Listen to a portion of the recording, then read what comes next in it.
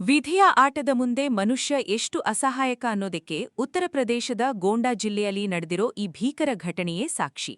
ಅತ್ತೆ ತೀರ್ಹೋದ್ರು ಅಂತ ಕಣ್ಣೀರು ಹಾಕ್ತಾ ಅಂತ್ಯಕ್ರಿಯೆ ಮಾಡಕ್ ಬಂದಿದ್ದ ಅಳಿಯ ಕೆಲವೇ ನಿಮಿಷಗಳಲ್ಲಿ ತಾನೂ ಹೆಣವಾಗಿ ಹೋಗ್ತಾನೆ ಅಂತ ಯಾರೂ ಊಹಿಸಿರ್ಲಿಲ್ಲ.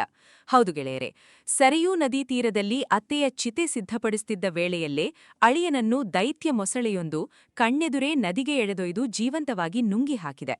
ಸಂಬಂಧಿಕರೆಲ್ಲ ನದೀ ತೀರದಲ್ಲೇ ನಿಂತಿದ್ರೂ ಕ್ಷಣಾರ್ಧದಲ್ಲಿ ನಡೆದ ಈ ಅನಾಹುತ ಇಡೀ ದೇಶವನ್ನೇ ಬೆಚ್ಚಿಬೀಳಿಸಿದೆ.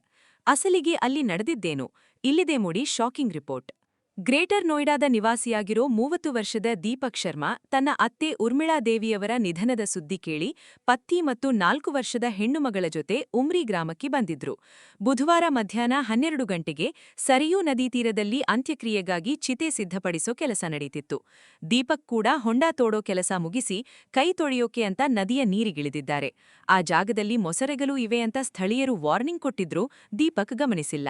ಅಷ್ಟೇ, ನೀರೊಳಗಿದ್ದ ಹೆಮ್ಮಾರಿ ಮೊಸಳೆ ಏಕಾಏಕಿ ಜಿಗಿದು ದೀಪಕ್ ತಲೆಯನ್ನೇ ಕಚ್ಚಿ ಹಿಡಿದು ಕ್ಷಣಾರ್ಧದಲ್ಲಿ ಆಳವಾದ ನೀರಿಗೆ ಎಳೆದೊಯ್ದಿದೆ.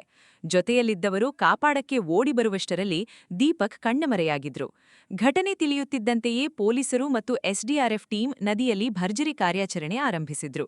ಸತತ 24 ಗಂಟೆಗಳ ಕಾಲ ನದಿಯ ಮೂಲೆ ಮೂಲೆ ಜಾಲಾಡಿದ ತಂಡಕ್ಕೆ ಇಂದು ಅಂದ್ರೆ ಗುರುವಾರ ಮಧ್ಯಾಹ್ನ ಘಟನಾ ಸ್ಥಳದಿಂದ 2.5 ಕಿಲೋಮೀಟರ್ ದೂರದಲ್ಲಿ ದೀಪಕ್ ಅವರ ಮೃತದೇಹ ಸಿಕ್ಕಿದೆ. ಮಗಳನ್ನ ಕಳೆದುಕೊಂಡ ದುಃಖದಲ್ಲಿದ್ದ ಆ ಕುಟುಂಬಕ್ಕೆ ಇವತ್ತು ಮನೆಯ ಅಳಿಯನೂ ಹೆಣವಾಗಿ ಬಂದಿರೋದು ಭರಿಸಲಾಗದ ಆಘಾತ ತಂದಿದೆ. ನದೀ ತೀರಗಳಿಗೆ ಹೋದಾಗ ಸ್ಥಳೀಯರ ಎಚ್ಚರಿಕೆಯನ್ನು ನಿರ್ಲಕ್ಷಿಸಬೇಡಿ ಅನ್ನೋದಕ್ಕೆ ಈ ಘಟನೆ ದೊಡ್ಡ ಪಾಠ. ಈ ಭೀಕರ ದುರಂತದ ಬಗ್ಗೆ ನಿಮ್ಮ ಅನಿಸಿಕೆಯನ್ನ ಕಮೆಂಟ್ ಮಾಡಿ. ಪ್ರಮುಖ ಸುದ್ದಿಗಳಿಗಾಗಿ ನಮ್ಮ ಚಾನೆಲ್ ಸಬ್ಸ್ಕ್ರೈಬ್ ಮಾಡಿ. ಧನ್ಯವಾದಗಳು.